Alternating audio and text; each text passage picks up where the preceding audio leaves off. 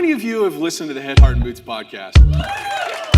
I can't tell you that reaction, how much that means to us. Welcome back to the Head, Heart, and Boots podcast. I'm Chris. And I'm Brennan. Join us as we wrestle with what it takes to transform ourselves and the businesses we lead. This new camera angle makes my arms look smaller than yours. I'm noticing that, and I really appreciate it. I thought you did that on purpose. No, I didn't, and I am not happy with it. Well, sir, Joey, thank you, my friend. We are excited to have you with us. And I know the audiences, most of them have already heard the first two episodes that you've joined us through. And we're on a whole different journey this time. So we're excited to get into it. Thanks for joining, man. Oh, guys, it is my pleasure. Brandon, Chris, thank you so much for having me back. I got to tell you, I get a chance to be on a lot of shows. What I always know when we've got something on the calendar is it's going to be a great conversation, and I am pumped, looking forward to it. And thanks to everybody else who's kind enough to keep coming back and listening to me. These guys, Brandon and Chris, I know why you're listening to them. I just appreciate you giving a little time for me on the airwaves again. Thank you so much. Love it. You know what? I've got this like bursting secret that I just want to tell everybody about, but I'm going to hang a few more weeks until there's a couple more dots dotted and a couple more T's crossed. But we've got, I think, some pretty exciting news that is a possibility in August. But we'll wait until we get 100% to make the announcement. But yeah. Oh, that's good. Well, here's where first of all, man, we got some early access to your upcoming book, Never Lose an Employee Again.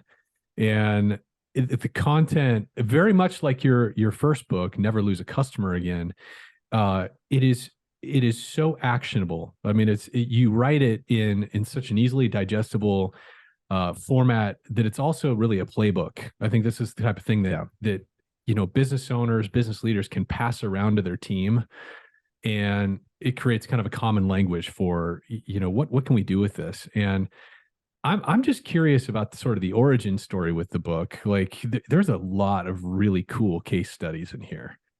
And I'm curious just how you went about assembling all the material in this book. Like, was this face-to-face interviews with these companies? Like how did you do the research for this book? Because it is so deep and it is so comprehensive. Oh, Chris, thank you for that question. It means the world to me that somebody would read the book and be like, oh my gosh, this is actionable. It's a playbook, because that was certainly my intention. And any bright ideas, any nuance, any tactics that people feel they can employ come from the book is as a direct result of the amazing case studies I had the chance to include. The book includes over 50 case studies from every industry you could imagine on all 7 continents. I think I'm actually the first business book to ever have a case study from all 7 continents. Yes, we got Antarctica in there too, so don't worry, friends. And it's not a penguin case study. It's okay. But what happened in doing the research is a couple of things. Number one, because of the work I had done in the customer experience space, I knew a lot of companies that were great at delivering remarkable customer experiences. And one thing I realized about 5 minutes into my 20+ year customer experience career is that you can't have a great customer experience unless you have amazing employees who are delivering that experience. So the first thing I did is I went back to the folks I interviewed from the first book and clients and people that I know, and I interviewed them about their practices, and I got gems, gold, great ideas. But then to be honest, I stumbled across something that was not my intention going into the interviews. But during one of the interviews, a guy was talking, and I just felt compelled to ask this question at the end of the interview. I said, you seem like a smart person. You seem like somebody who keeps a finger on the pulse of employee experience and what's going on. Who are the companies that you look up to as employers? The kind of place that if you quit running your company, you'd be willing to go work for. And it was as if I had asked this person a question they'd been dying to answer for decades. And they proceeded to not only tell me a handful of companies that they just loved and admired, but they knew some people at those companies. They followed them on social media. They had established personal relationships. I said, would you be kind enough to introduce me to them? This led me into a patchwork quilt of conversations with remarkable leaders, people who get it, who understand that, yes, being an employer is hard, but it's also a great responsibility. We've got an opportunity. People who had weathered the storm of COVID and had gone from maybe being in-person work to remote work and then back again and then hybrid and trying to figure it all out. People that were operating small teams of, 8, 10, 15 people, people that were operating international conglomerates. And what I love about the book, if I may, is that we were able to include so many great stories from such a wide variety of companies and organizations. It's so interesting. Like I think that piece that you're talking about is like inspired leaders, right? They're looking, right? They've gotten direction, I guess is probably a safe way to say that, from somebody else. And Chris and I just not long ago, we did a little 2-day operational leadership training for some business owners. And we asked this question before we get going, like, hey, what are one of the big takeaways that you hope, right, to experience while you're spending time with us? And we have talked about this several times since then. There was this overarching theme of tired and looking for inspiration. Like it was just said multiple different ways, in their own context or language, but it was that.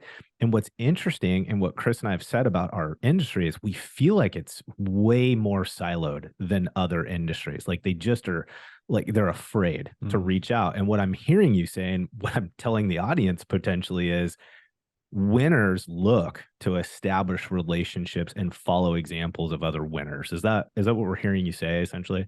Brandon, that is spot on. And let's be clear, not just because you want to be a winner, or not just because you want to pick up the great technique or the tip or the idea that's going to move the dial in your business.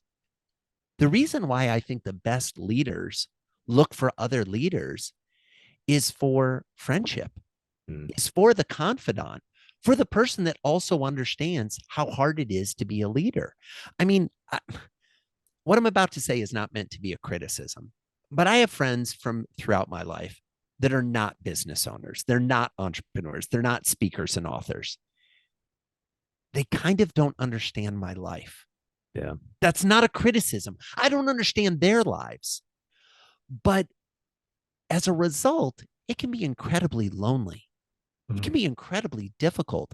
And what we've seen throughout COVID is so many leaders felt that they had to put on the strong face, the good face, and be the light for their community and for their team, and be the optimistic, leaning forward. We're going to get through this. Let me throw all of you on my back and we'll keep marching forward. We'll be okay. And now that thankfully, we're on the other side of at least the level of ramifications we were having back in the day during COVID, I think a lot of them are tired. And I think a lot of them don't know where to go. Yeah. They don't have those friendships. I mean, how are you supposed to say to someone, yeah, my business made it through, but it almost killed me in the process? Yeah. Quick story. I talked to 2 business owners about a year into COVID. One of them's called me and he said, Joey, can we just talk a little? I said, sure. He said, I just had to fire 4,000 people. And I just need somebody to talk to kind of listen to me for a while.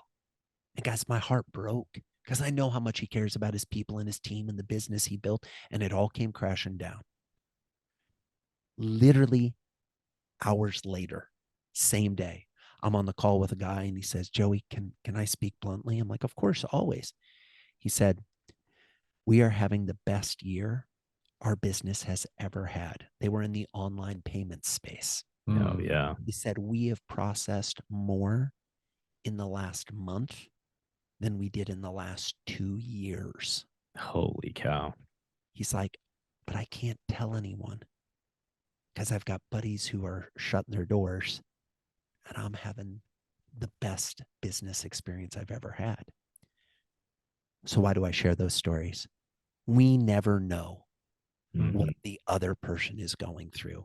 We might have an idea, an inkling, an imagining. We might know some of the cards they have and some of the things they're dealing with. We never know the full story. And if there was one piece of advice I'd hope anybody listening to the show would take, especially a leader, is find a way to create friendships with other leaders, whether it's in the industry, which by the way would be great. And the industry, I agree, too siloed. Find a way to create connection with other folks in the industry. And if not, if you don't want to go that far, find other business owners in your community or other business owners anywhere on the planet and get into a mastermind, get into a private group, make the investment in yourself to have people that you can talk to that get what it's like to be you. Yeah, that's huge. That's huge. I think I just kind of walked away from that event like feeling a little sad, like from the perspective of the part of the reason that we felt like they were so uninspired is because they've just gotten so ingrained in the doing, just the business for the sake of business, that they've kind of lost track of the whole opportunity as a leader. Which I know when you're, kind of outside of it or flying parallel to it, it's easier to have that perspective. But I think that's the part that sometimes kind of breaks my heart is as leaders, we just really have an inspirational story to live out. We have this amazing opportunity, but man, we can just get so bogged down with the business that we forget kind of the real high level purpose, right? Of doing what we do. Well, I think the other part is too, is it can kind of start to get monotonous. Yeah. Where all the best practices, it's like we're talking about the same things. Yeah. The same processes, the same procedures, the same clients and stuff like that. And to your other point, that oftentimes these leaders they were admiring other companies that were totally even outside of their industry, but they just admired what they were doing, right, with their human capital and how they were managing their culture and stuff. And I think we've found that too. Like one of our inspirations when we were operating in the restoration industry was Ritz-Carlton.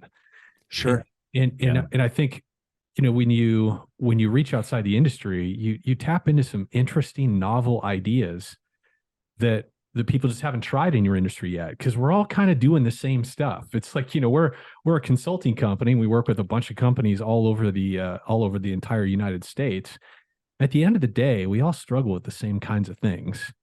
We're all dealing with the same kind of challenges and problems. And you get outside of the industry a little bit and you discover novelty. It's like, different types of companies, different challenges, and they're coming up with different solutions, some of which we can bring into our space. And it's really clever and unique and fun, right? It brings absolutely blood kind of into the work we're doing, Absolutely. You hit the nail on the head. What I love about paying attention to other industries is when you bring the best practice or the cool idea or the unique technique from another industry into your world, a couple things happen. Number one, people look at you and you're like, you're amazing. Where did that idea come from? You stand out in the marketplace. And if it's been proven in another industry, you already have a little confidence going in that it's probably going to work in yours. Because at the end of the day, humans are humans.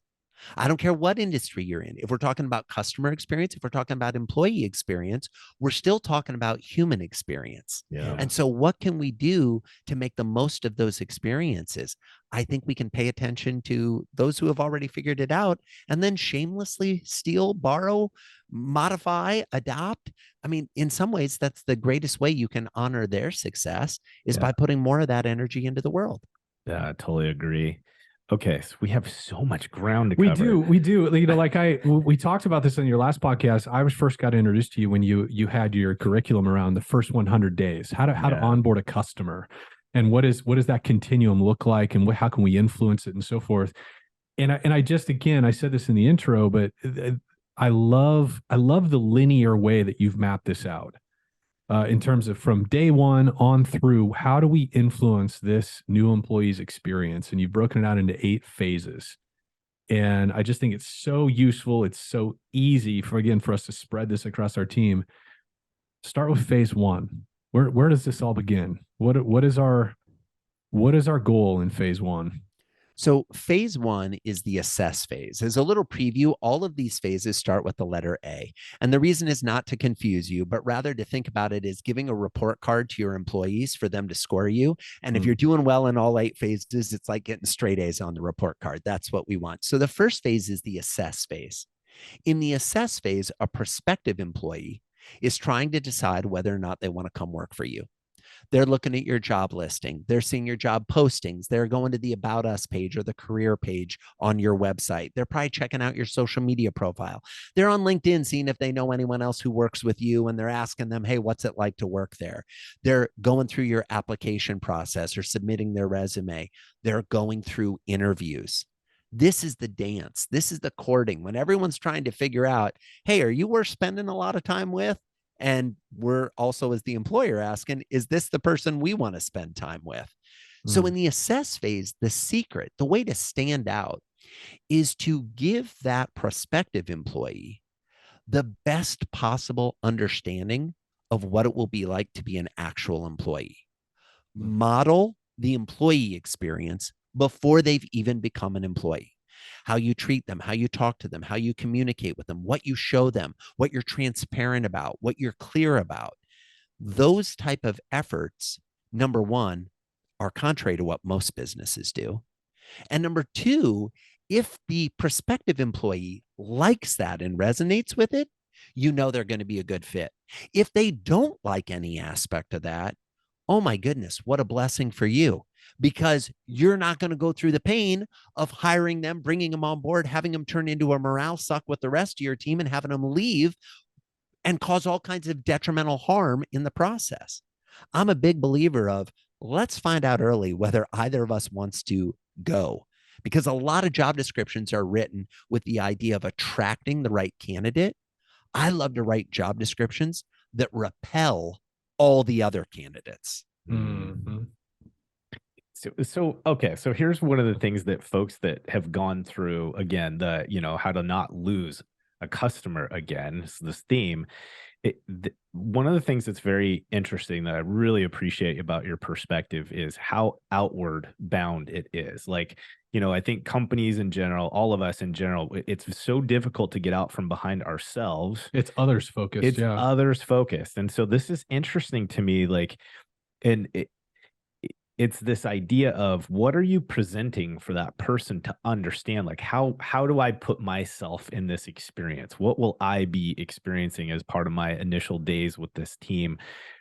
From your perspective, from the case studies, what are one or two examples where a team is proactively managing the perception of that prospect, giving them a perspective on what it's going to be like being a part of the team? Well, I'll give you two examples, one that is specifically from a case study, and one that is probably the statement I make in the book that is going to raise the most eyebrows and have the most people saying, I don't know if I can believe this guy. Okay. Let's start with the latter one, the thing that's going to shock people, because that way early in the podcast, if you don't like this vibe, you can disconnect and come back next week for the next guest who will be much smarter, much more well-spoken, much more talented than I am. Okay. So here's the thing. It might just be the two of us, Joey. So I don't know if we can live well, up and to still, it'll be exponentially better than having me on the call. So here's the thing that is probably going to shock people. I think you should tell the candidate the questions you're going to ask during the interview before they show up for the interview. Yeah, that is not customary. I read that, and the way you sort of wrapped that up is set them up for success in the interview process versus, I think, and I've been guilty of this, you're almost trying to catch them saying the wrong thing. You're trying to like tease out where's the bad part of this candidate. And I loved that. How do you give some practical example of how to do that? Like giving them the questions ahead of time, I think is one piece. Have you seen any other tactics for how to set that right tone where they feel safe? Well, I think by giving them the questions in advance, you're automatically making them go, okay, wait, I've never experienced this before. Now, for people that are truly freaking out right now, give them 95% of the questions. You want to hold one or two back live, tell them you're going to hold back one or two, and then do that. And you can ask those in the interview. But think about what it's like to be an employee. I don't know about you guys, but everywhere I've ever worked as an employee, my bosses made sure that I knew a little bit what was going on before I was in front of a client. They were constantly like, well, we got to make sure he kind of knows how to speak and the things to ask and some of the industry terminology before we put him in front of the client. And how would they do that? Well, they'd train me, they'd teach me, they'd prep me. We'd have practice rounds, we'd learn things. And then I was elevated to, okay, we can trust you with the client. Why not model that exact same behavior with our candidates? Why not say, we're going to tell you the topics that are going to be discussed? We're going to tell you the types of questions we're going to ask. We're going to tell you the criteria by which you will be evaluated. We want you to win here. We're not trying to trick you. We're not trying to pull the wool over on your eyes. We want you to know what it's like. And if this works for you, great. If it doesn't, that's okay too. Another thing we can do early on. There's a case study in the book from a restaurant in Singapore called the Dallas Restaurant and Bar. And they do advertisements, classified ads, basically ads in the newspaper to get folks to come work at their restaurant. Hourly business, that kind of thing. And they ran an ad in the newspaper in Singapore looking for bartenders. And at the top of the ad, it had some gibberish. Looked at a couple things in a quote, and you kind of looked at it, and you're like, what do these letters mean? And do. But if you sounded out the words, it was this. All right, I have one more before I go home.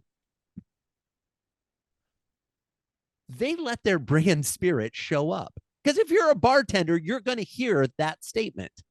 And they said early on, like, we're looking for a bartender that can translate this gibberish. Oh, and by the way, those without a sense of humor need not apply. That's pretty phenomenal. They just met their people where they're at. They gave them a preview of what it's going to be like to be a bartender. We got a lot of people here who've had a couple drinks too many. You're going to have to be buffering, and you're going to have to be translating.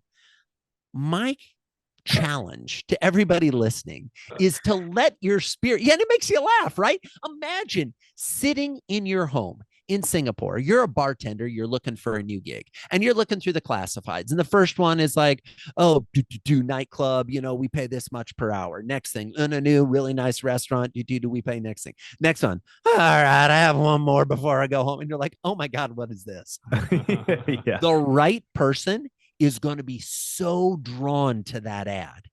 And the wrong person is going to go, what are these idiots talking about? That's not a scene I want to be involved in. Great. We haven't even had your resume come in. And we know who's a good fit or who's not a good fit. The thing that, sorry, Joe. No, go ahead. You're good. I think what kind of blows my mind is how confident we have to be as an organization. And I think that's part of the challenge, right? Is that it's like, as leaders in general, and I know I've felt this way. I mean, I still suffer. I mean, we're hiring more consultants right now, and I know I'm going to go through moments of this, but there's this reality of how confident we have to be on who the right player is for our company, understanding that not everyone has a place on the bus. And it is challenging. It's very easy to say out loud, but it's very difficult to execute a strategy like that because it's bold, it's brassy. You have to be committed to what you're stating or the message that you're sending, right? So I don't know. True. Did you face that, or is that part of what came up in conversation with folks? Oh, only every day. Only every day with every leader, right? I mean, this is the challenge. But here's the thing, friends. You didn't become a leader by going for the easy route. If you wanted the easy route, you could have chosen, oh my gosh, easier roles, easier responsibilities, a heck of a lot of an easier industry. Are you kidding me? You thought, I know, I'll do a layup. I'm going to go be involved in restoration. Really? Like, you already put yourself out at the front of the line saying, bring it on. I'll take the hard things. I'll take the things that people don't want to deal with, but they desperately need somebody to address. Bring it. So just embrace a little bit of that. And what I will tell folks is that the more you lean into who you are, the better your life will be.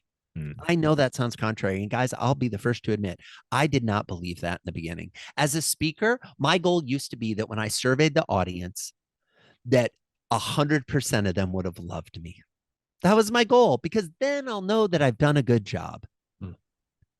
But the more I thought about it, the more I realized, you know what? I'd rather have 80% love me and 20% be repelled by my comments, my suggestion, my ideas. Why? Because that means the 80% that are in.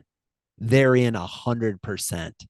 And I'd rather run with the folks who are 100% in than the folks that are kind of 1 foot in, 1 foot out. Oh, sure, we'll see, lukewarm, like on Facebook, blah, blah, blah. No, I want the people who are like, oh my gosh, count me in. Whatever you're doing, invite me. I'm ready. You can build an incredibly successful business with 1,000 true fans, as Kevin Kelly would say, instead of, oh my gosh, we've got to have 10,000 lukewarmers. No, you don't. You really don't. Gosh, dude, that's advice is so sound. I just need to sit in that more and more often because that's just so personal. Like even if there was no one listening, I'd be like, well, that was well worth my time because that's just a message I got to hear. All right, let's keep trucking. What's our second phase, my man?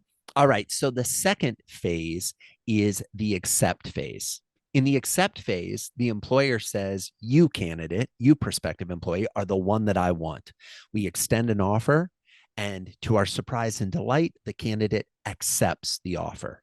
Now, the secret in this phase, and I should probably clarify, I'm a recovering attorney. So the negative comments I'm about to make about attorneys, it's okay because I used to be one. All too often, the offer letter feels like a piece of boilerplate dribble. Yeah. Written by a lawyer with no emotion, checking all the boxes of the local jurisdictional requirements for at-will employees or whatever it may be. And you get to the end of the letter and you're like, I'm not even sure that we're getting together in an engagement here and that this is going to be, I'm not, but you want me to sign on the dotted line and what is, it's just mass confusion and it feels anything but exciting. Contrast that to an experience I'd be willing to bet almost anyone listening has had at least once in their life. You go to the mailbox, you open the mailbox, and you see an envelope that's an odd size. It's not the usual size of an envelope. And on the front, in beautiful scripted raised ink writing or calligraphy, is your name.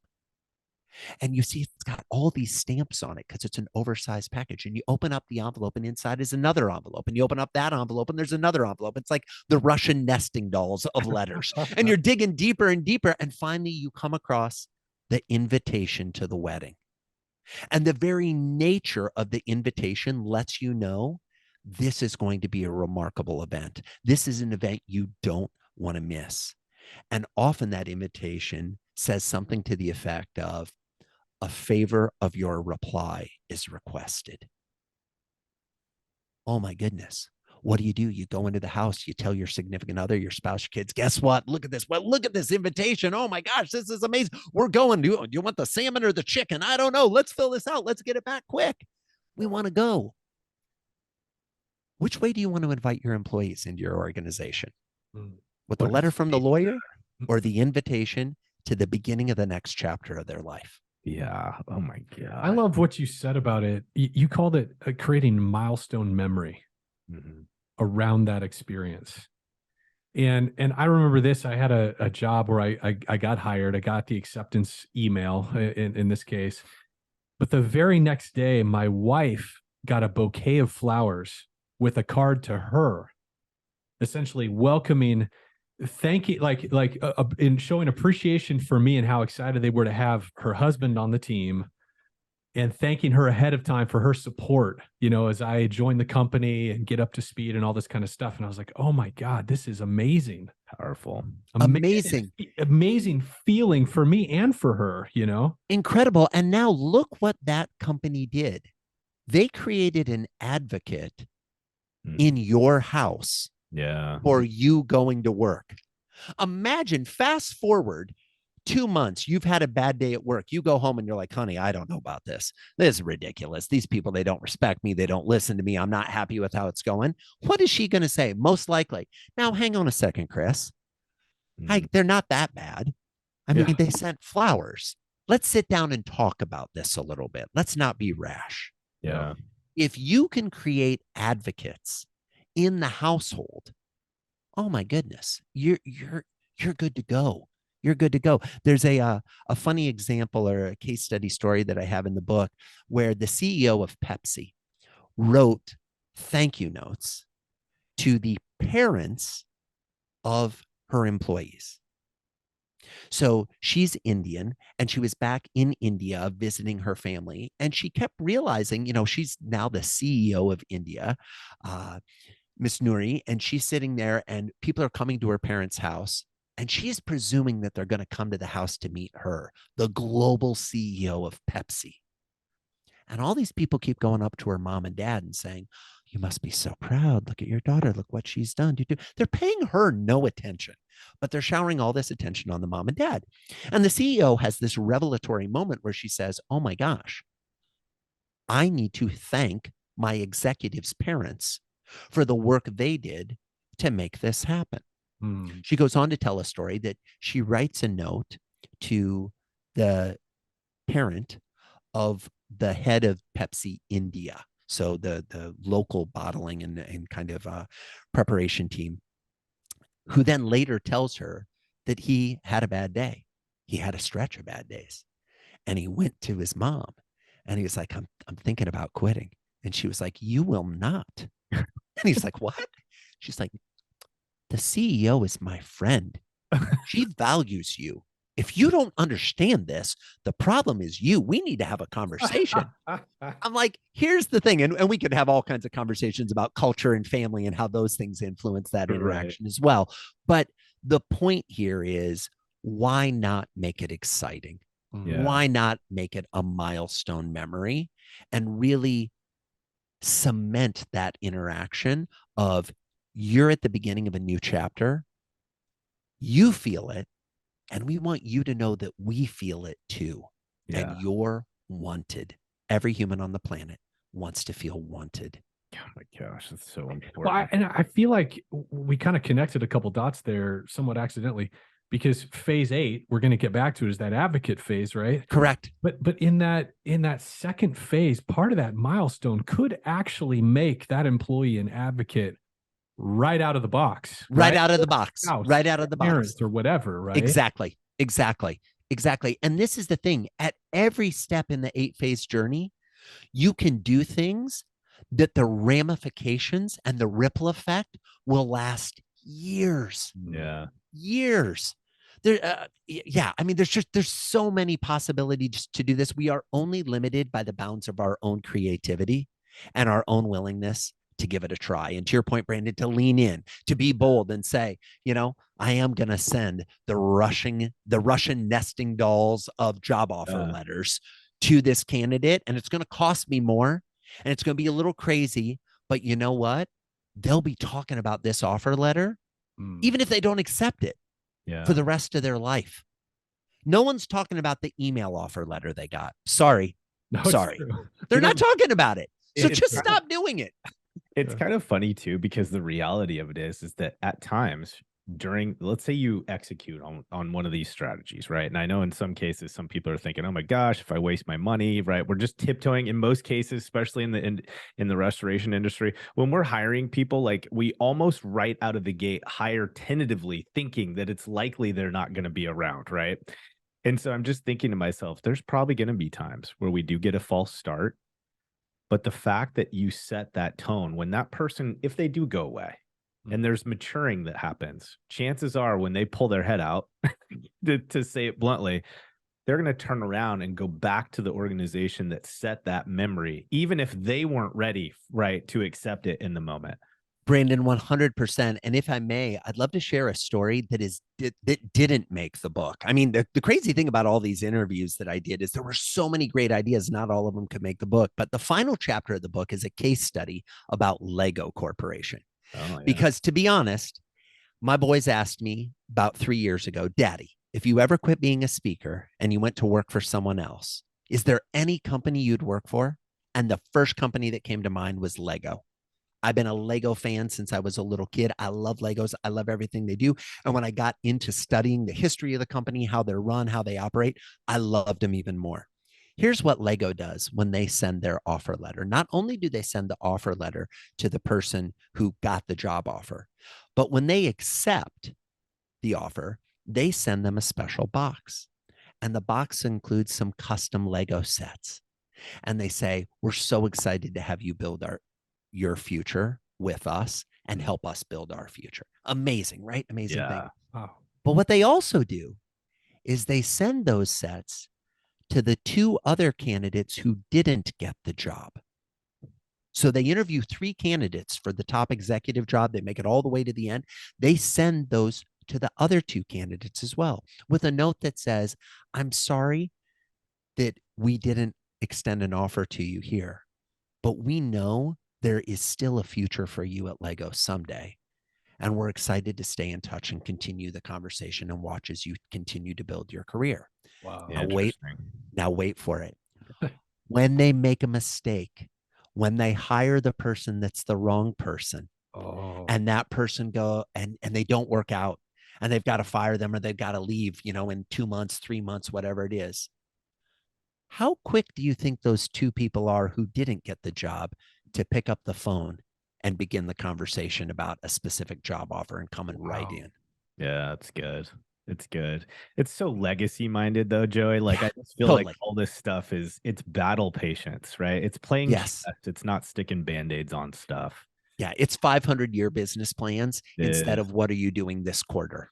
Yeah, it really so is. The other thing, just I think hanging here in the beginning is so key, is because some people may be thinking, God, this is overkill, like with as many people as we hire and all this kind of stuff. But I think one of the other things this points to it with the milestone memory is that the idea of the love account. Yeah. Right. We know, especially a lot of our small service businesses, we know there's going to be some withdrawals. Yes. First 30 days. Somebody's going to feel awkward. They're going to get, there's going to be some aspect that goes wrong, goes awry. We didn't plan well, whatever. And it's like the more we can make those deposits right at the beginning, right? Like you said, the example of when the employee comes home upset, frustrated, it's not what they thought it was going to be, and the spouse is there advocating. Wait, hold on a second. When was the last time you took a job and they did this, and reminds them of the value the company's already put in? I think it's almost an insurance policy for, it's not going to be perfect, the entire onboarding, right? Yeah. Okay. So our battle is going to be that there's 8. There's 8. I know. Phases we need to do we a second part again. We ran into this last time. Yeah. We're never going to get into this. So okay, let's keep plowing ahead. Yeah, I guess the reality of it is, guys, is we're going to talk about drop dates for the book, obviously, before we let Joey go, and you're going to have to pay attention so that you can keep up with the rest of these. Okay. So I was thinking about impact. Right. One of the example stories from the book, and they talk about a series of things that happen as part of their onboarding process. There's multiple packages that get sent out to the individual. It's like that. It's almost like breadcrumbs, right? Leading them right to first day. But then there's an assignment of 2 books, like right out of the gate. And I want to hear your perspective on this. But this is the first thing that hit my mind. What a stage setter in regard to expectation around personal development and growth. Right? Like 100%. Like, oh my goodness. Like literally the very first experience you have with this organization is there's a deep connection. Obviously, there's a deep valuing that's happened because obviously they've probably experienced 1 or 2 of these phases already. But then in this scenario, not only are we saying you're valued and respected and we want you on our team, and by the way, we're bringing you onto a team that has very neat expectations, very high value at expectations on where you're going and how to develop. So I don't know, what did you pull from that in that interview? Brandon, 100%. So just to fill in a couple things quickly. So after you accept a job at Impact in the affirm phase, which by the way is phase 3, right? The affirm phase is when the prospect, the now employee, begins to doubt the decision they just made to accept your job offer. This is buyer's remorse in the customer context. It's new hires remorse in the employment context. So they're beginning to doubt. So they get a series of mailings. The first one's your computer and all the tech stuff you're going to need to be successful. The second one is a bunch of swag and clothing so you can be excited you're part of the team. And the third one is 2 books. And the package actually says, your assignment for the first week on the job is going to be to read these 2 books. You're going to literally be in the office, sitting in your cubicle, sitting in your chair, sitting in your office, reading these books. Why? Because these books form the foundation for how we run our business and how we communicate with each other. And at the end of that week, we're going to have a little book club with your coworkers where we're going to talk about your key takeaways. They're going to share some of their key takeaways. And this is what we're going to be doing. Now, you don't have to start reading the books before you get here, but if you want to get a jump start, you can. What's really interesting is when I talked to their head of HR about this, I said, okay, what do you think? How's it? She said, Joey, one of the best things about this is if we've made a mistake, this is usually the thing that catches it. If we've hired the wrong person, they go, yeah, I'm not really sure. Like, I'm going to have to read for work. Not really my jams. Personal development, continued communication skills honing. I think I'm pretty good. And she said, it's beautiful because we never bring them in and introduce them to everyone else. They're out before we start. She said, but the people that do buy in, well, now we know they're in our book club. Now we know they're in our personal development club. Now we know they are committed to growth and learning, which is what our organization is all about. Oh, man. You can do things early on in the relationship to check your confirmation bias. Because when the problem with interviews, we meet someone and we're like, oh, I bet this person's going to be awesome. They're going to be amazing. They like the same team as I like. Oh, this is going to be great. And then 2 weeks into the job, we're like, who is this idiot? How? And what we often do is we say, who is the idiot that hired them? Right. It was me. And we beat ourselves up and we think, I'm not a good judge of character. I'm not good at managing. I'm not good at hiring. I hear so many leaders say that, and they're just unbelievably harsh and critical of themselves. No, you made a mistake. It's okay. The problem is if you don't change your systems and your operations to not keep making that mistake. Yeah. It's, I think the thing about this that motivated me so much is, so I have a military background, and obviously there's some pretty unique standards and expectations that you get pumped full of very quickly, right? And so there's some assimilation that happens almost out of default. But it's interesting how hard when I switched sides, I was now a civilian, started building a business, building leadership teams and hiring employees and things like that. I had this internal mechanism that needed some kind of esprit de corps. It needed to be part of something that felt different, right? I had to be part of a bigger mission. And I liked that challenge. Here's my point. When it came time to build the team, something in my guts said, I just want more of that kind of mentality. They don't need to look like me, sound like me, act like me, but I want to be unified. Just like in my time in the military, everybody came from wildly diverse backgrounds and scenarios. But once we all put that uniform on, we were all playing for the same team. End of story. It was non-negotiable. And I think as I was trying to build that inside our business, I just struggled because the net was too big. I kept allowing the kinds of people on my team that were actually out of alignment with that expectation. Like when we had the right players to make a suggestion about a leadership book or to make a suggestion about some kind of podcast or something like that, they would gobble it up. But we never institutionalized it. Like we didn't create a system around that filtering mechanism. And I think that's why this is so powerful. The stage that it sets before anybody even launches is just really powerful. But again, brassy, right? Like, because but it is. But and here's the other thing. Let's address the elephant in the room, Brandon. Lots of times we're in a state in our business where we're like, we just got to hire someone. Yeah. I got a job next week. I got to have people. I got to have boots on the ground. I got to have people going in. So it doesn't matter. I understand and I empathize with that feeling. And I'd love to encourage anyone who's having that feeling to do your best to pump the brakes and don't make that mistake. Yeah. If we talk to the best employers we've ever met, we talk to the people we admire, and we ask them, what are your biggest employment mistakes? They will say that I hired too quickly. You should hire slow and fire fast. Yeah. Take your time getting the right person in the door. But if someone deviates from the core values, somebody shows you who they really are, it's time to go.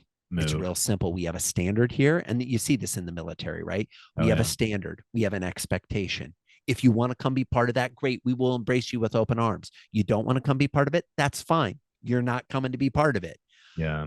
And if you deviate from that, I'm sorry, you got to go. Now, I'm not saying somebody makes a mistake, you fire them. I want to be very clear. What I am saying is, if someone's not in alignment with your core values, they're probably never going to be in alignment with your core values. Okay. That core values aren't something that we just try on for size and let's pick some new ones tomorrow. These are inherent in who we are as human beings. And so our job as leaders is to suss that out. I love that. Yeah. Well, do you mind if we jump ahead to phase 5? Because let's do it. Yeah, I read through phase 5, and what I read was clarity. And I know the phase 5 is titled acclimate. But as I was reading through that, I'm like, man, this is really about establishing clarity. It's like when you start a new job, and we see this with people on our teams, they want to know, how do I get accepted here? How do I fit in? How do I win? You know, how do I look good? You know, it's like all these ego things are happening when you're entering a new space. There's awkward and whatnot. Can you talk about the 4 R's?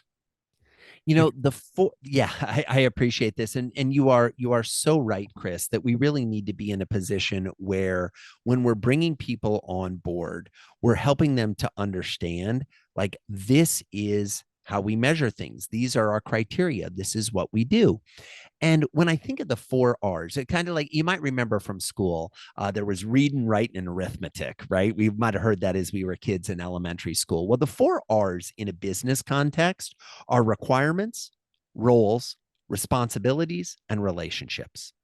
And what I mean by that is, what are the requirements of the job? What are the things you have to do? What are the roles? What position do you play in the operation of the business? What are the responsibilities? What are the things that if you don't do them, this whole thing falls apart? And by the way, that's often the one that we gloss over.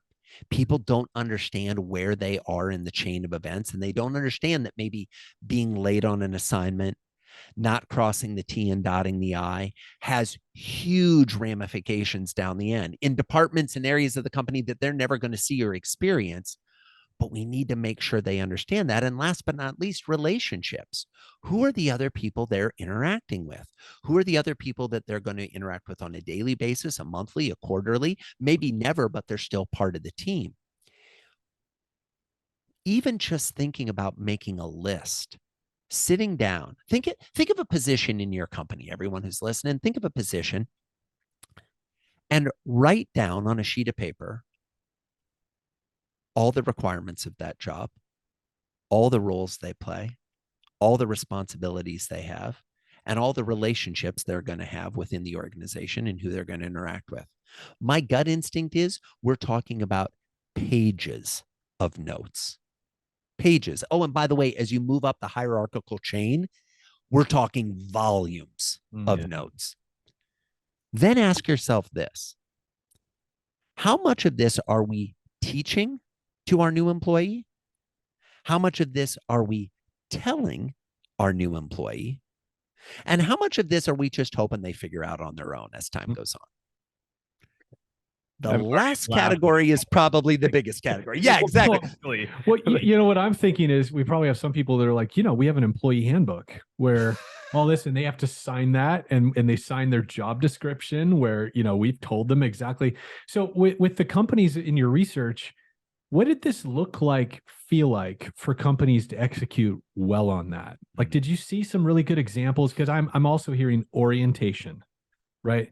Did you see any really great examples of how a company walks people through that and kind of gives them that roadmap? Yeah, I saw some wonderful examples. Let's take one that is tangentially related to the restoration space. Okay, this is a company called JLM Partners. JLM Strategic Partners has a model where they believe it's important to teach their people. Now, let me tell you a little bit about their business. They help place architects and construction professionals for major infrastructure projects. So we're building an airport, we're building a bridge. These are big, multi-year, multifaceted projects, and they're training their people. They're helping to place the talent in that. So it's basically a talent agency for those top performers. When they bring new people into the organization, the CEO, Jason Mercurius, his father was a teacher. And his father was very big on the teaching modality of, there are some people who learn visually, some people who learn auditorially, and some people who learn kinesthetically. And so he always arranged his classroom to speak to the folks who learn by seeing, learn by hearing, and learn by doing. And Jason and his wife, LaShondra, who started the company, brought the same philosophy. When a new employee starts, they'll say something like, all right, as part of your job, you're going to be sending emails. So you're going to sit here and watch someone compose an email. We're going to show you how they do it. You're going to observe them do it. Then they're going to hand you a sheet that has the printed out requirements of how emails are formatted in this organization, how we do things, the things that are necessary to be in every email we send. Oh, by the way, we're also going to give you a link of a video of somebody explaining why we do it that way, why those component pieces are there, which is also being explained by the person who's showing you. And then we're going to have you switch seats, and you're going to sit in the seat and you're going to compose an email using the checklist, and we're going to watch you and give you feedback as you go.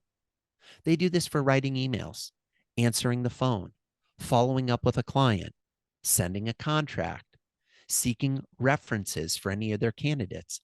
They literally go through step by step every aspect of the project. And instead of telling, they teach. They show auditorially, visually, kinesthetically how it happens. Now, let's be clear. Does this take longer? Yes, of course it does. But they have unbelievable retention. They have unbelievable employee engagement, and they have unbelievable growth and success because everybody is in the same boat rowing together. No, I think that's powerful. I think that's the mistake that we make. And we talk about this a lot, that in our desperation, we throw somebody in the field half cocked. And the reality of it is that goes on a lot of times for months, even and years in some situations. It's like, okay, so we spent a year getting 75%, or we could have just delayed the whole shot by 2 weeks and gotten 100%, or whatever whatever the time frame is. But it is just so difficult to manage. Okay, so in the same section, because I circled this because I just love the term, Verbit, right? Is that the name of this company? Okay. Yes. I wrote the term battle buddy because this is a thing that we love to promote with people. But basically, in this example, as part of this phase, the acclimate phase, is they assign a buddy, a peer at the organization that immediately saddles up next to you as part of your first entry into the team, right? We use the term battle buddy for the same thing. But what did you get from that? What was this experience that the team was telling you that their employees had? Well, I saw two interesting things. I mean, there were a host of wonderful benefits that came from having a mentor. And the research on this is incredible. People who are mentors and who are mentees within an organization have higher productivity, higher efficiency, higher profitability, higher retention. Like just by being in a program. Pardon me? Like substantially, like measurably. Substantial, like double digits higher across the board in every one of those categories. There's an amazing study we reference in the book that was done at Sun Microsystems where they did this with thousands of mentors and mentees. This has been proven in organizational hierarchy. This is just a good idea. But the thing that I liked about Verbit that was a little bit different, you get your buddy assigned before the first day on the job. Now, some people are like, wait a second, Joey. They're getting a mentor, they're getting a buddy before they've even shown up at work. Yes, because what is the most stressful day? That first day. I'm going to show up. Do I know what to say? Do I know what to wear? Who's there? What's it going to be like? Am I going to know anyone? When we go to lunch, am I going to have to go to lunch with people I don't know? Or worse, am I going to go to lunch and no one is there and I eat by myself? They assign a buddy who has calls with you before you start. Who connects with you and explains, hey, by the way, this is what I understand. We have a dress code, but by the way, here's what everybody really wears. And I understand that you've been told X, Y, Z, but here's the thing. This is really how it works. Because let's be candid, in every organization, I get we have handbooks and things like that, but most of the handbooks were written once and never updated. Most of the handbooks were written by lawyers or the HR department designed to avoid lawsuits, not actually explain what it's like to work there. And a buddy can help you navigate that. A buddy can help you connect with why you're going to be successful there and then show you the way to be successful. I love that. I love that. Okay. I'm like, I hate this, Joey, because there's so much content to go through, and I keep looking at the dang clock, and I'm like, stop looking at the clock. Don't worry about it. Okay. So there's a couple things I want to make sure that we hammer on before we part ways. One is I'd just like to hear from you, and I know that obviously that this would be difficult. All 8 phases are critical, right? Like there is no single silver bullet. But from your experience writing this, was there an element, one of the phases, one of the experiences or interviews or interactions that you had that just caught you off guard that you feel like is really important for us to hear about? You know, Brandon, I love this question and I hate this question at the same time. It's like, of the 50 case studies in here, which is your favorite child? You know, we know you've got one, right? Here's what I'll say. I imagine some of the folks joining us might be thinking, this sounds overwhelming. Yeah. There's a lot of pieces to this puzzle. Where do I even start? What do I do? I've got a suggestion, an idea, a gauntlet that I might throw down to give you an idea that will cost you $0, take you less than 5 minutes, and will start to move the dial in terms of your employee experience. Here's what it is. I want you to think of the member of your team who you like the best. Now, I understand you may not be excited about admitting that publicly, but someone just came to mind. You just thought of someone who's just, they're a rock star. They're awesome. You know you couldn't do it without them. Great. Pull out your phone, turn on the camera, flip it to selfie mode, and you're going to shoot a video. And the video is going to sound something like this. Let's pretend that person's name is Marguerite. Press record. Hey, Marguerite. I was listening to this podcast today with these 2 crazy guys. Gosh, you should see their mustaches and beard combo. It's amazing. And they had this weird guest on the show that was going on and on about employee experience, and he created a challenge for us. And the challenge was, think of an employee who your business would not be able to exist if they weren't there. And I got to admit, I immediately thought of you. The spirit you bring, the energy you bring, the optimism you bring, the enthusiasm, you know, you always have a smile on your face. When we ask people to pitch in, you're always there ready to help. You know, when I think who is the person that this entire organization would come crumbling down if we didn't have them on the team, it's you. And I just wanted you to know how much I appreciate you, how much I value you, how much you mean to me and everyone else here. Thanks for being you. Thanks for being part of our team. It means a lot to all of us. End, text, send. Don't watch the video again. See, here's a pro tip. You film these videos and you think, I'm going to watch it. Just make sure I get it right. No, don't watch it, because you're going to start analyzing yourself. And, oh, the lighting wasn't good and I looked weird, or I could have said that a little different. I stumbled on one of the words. No, just send it. Some remarkable things are going to happen. Number one, the research shows that a text message with a video attached that gets sent gets opened and watched within 90 seconds of receipt. Wow. Number one, they're going to get it. They're going to look at it. Number two, they're going to watch that video and probably learn something that they weren't 100% sure of before. They might have thought you felt that way. They might have heard you say it before. But now they have proof. They have evidence. They have a digital artifact that they matter, that they are creating impact, and that they are seen and valued and appreciated. And number three, they are going to watch that video more than once. Maybe not that day, but they're going to save it. And they're going to watch it again in the future on a bad day. In fact, they're probably going to show it to their significant other or their kids or their parents or a friend. Your return on an investment for that 3-minute selfie video, the ripple effect on that is going to be years, maybe even a lifetime. And here's the pro tip. Then shoot one for another employee and another employee and another employee. Just rinse and repeat until every employee over the course of a week, a month, 3 months has gotten a personalized video from you where you explicitly state the value they bring to the team, why you appreciate them, and let them know that they are seen, valued, and appreciated. Cover those things. you're well on your way to remarkable employee experiences. Dude, Mike, drop. That was valid. That probably was the most important part of the entire show. That was pretty awesome. What was happening inside me as you were saying that is I was feeling what it was like for somebody to send me that video, right? Yeah. I think everybody was listening to that. I was getting choked up, and I'm like, when you led with, and do you know what's going to happen? I'm like, well, Marguerite is certainly going to cry.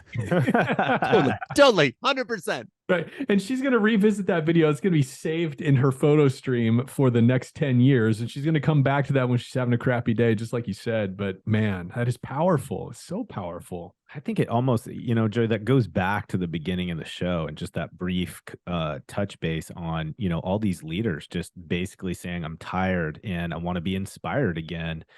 And that's how, right? Like this is the way that people can be reintroduced for all intents and purposes of, oh, this is what leadership is about. And if I'm doing this with my time, this is inspirational. Like this is legacy. This is worth committing to and giving my time and energy to.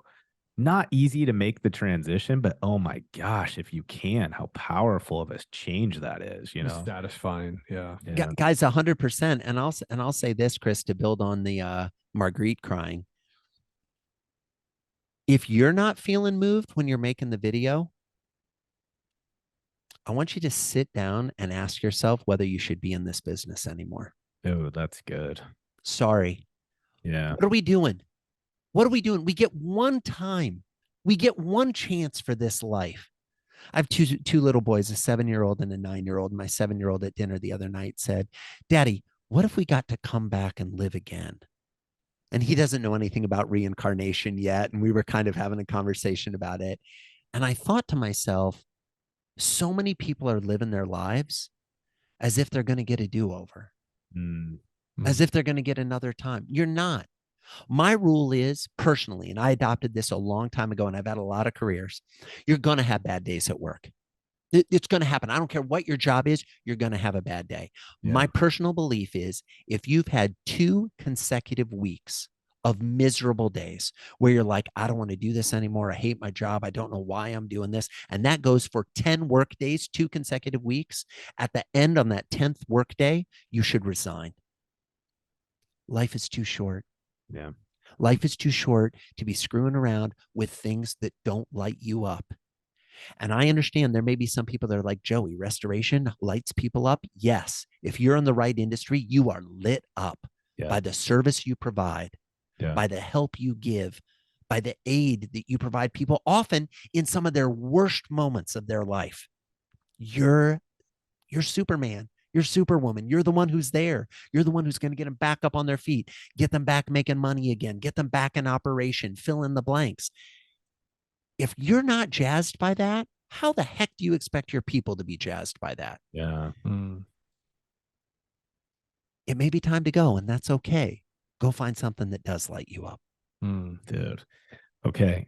So I got to confirm with you. This is a little unfiltered critique or check here. So before I say something out loud, did you say there is for sure ink in place? Okay. Oh, yeah. Okay, so 2 things then. First off, because we're going to be meeting with Core tomorrow morning or tomorrow afternoon, actually, and Core's going to be making a bit of an announcement with us on a Friday Live event. So stand by on that. But so first, Joey, what is happening with this book? When is it that we, the masses, can get our hands on it? When is that going down? So the book officially is out on June 27th. It's out in all 3 formats. Hardcover if you like to write in your books, ebook on Nook and Kindle if you want to highlight digitally, audiobook if you've enjoyed listening to me talk, you can listen to me narrate the book to you because I'm the reader of the book. It's available anywhere you buy books, Barnes & Noble, Amazon, the indie bookstore. Hey, fellow small business owners out there listening, I'm a small business owner too.